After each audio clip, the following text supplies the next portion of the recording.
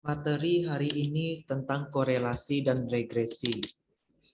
Topik ini yang paling sering digunakan dalam analisis untuk penelitian, terutama pada skripsi, tesis, maupun disertasi.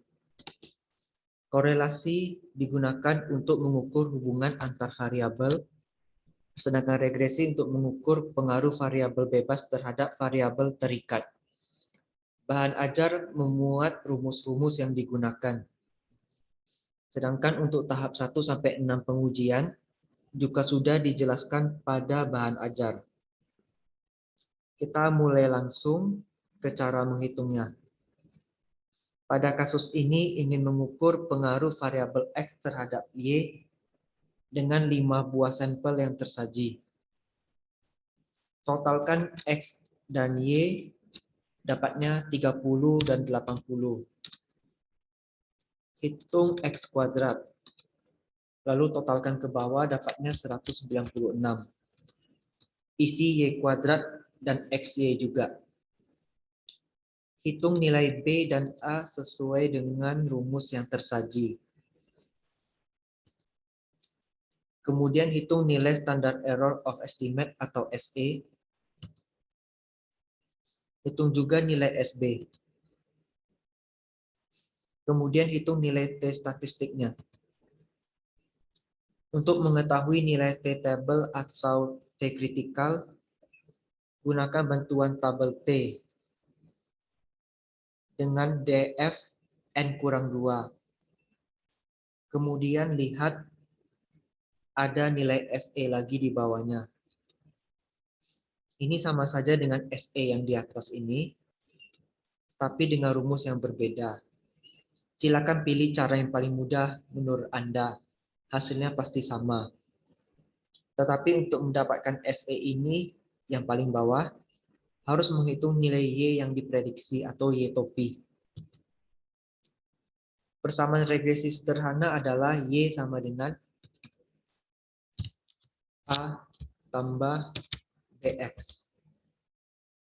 Maka masukkan nilai A dan B yang sudah dihitung jadinya Y sama dengan 7 tambah 1,5X. Karena X pertama adalah 3, maka nilai Y pertama adalah 1,5 kali 3 tambah 7, sama dengan 11,5. Nilai X kedua adalah 5, maka nilai Y kedua adalah 14,5.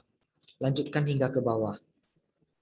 Kemudian hitung sum of square error-nya dengan cara kurangkan nilai Y dari data dengan nilai Y yang diprediksi, lalu kuadratkan.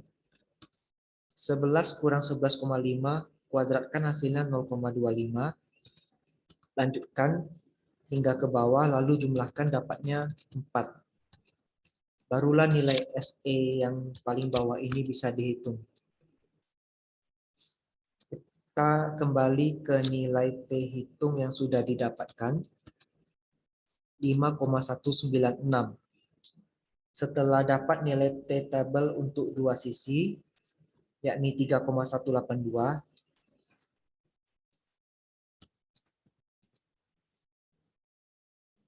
karena nilai T hitung lebih besar dari T tabel atau berada di daerah penerimaan H1, maka signifikan.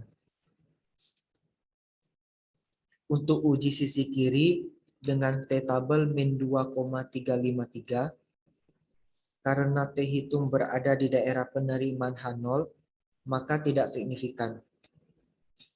Untuk uji sisi kanan dengan T tabel 2,353, karena T hitung berada di daerah penerimaan H1, maka signifikan. Untuk korelasi, simbol R kecil, ikuti rumus, dapatnya 0,949. Artinya hubungan variabel X dan Y sebesar 0,949. Nilai T hitung ikuti sesuai rumus. Dapatnya harus sama dengan nilai T hitung pada regresi.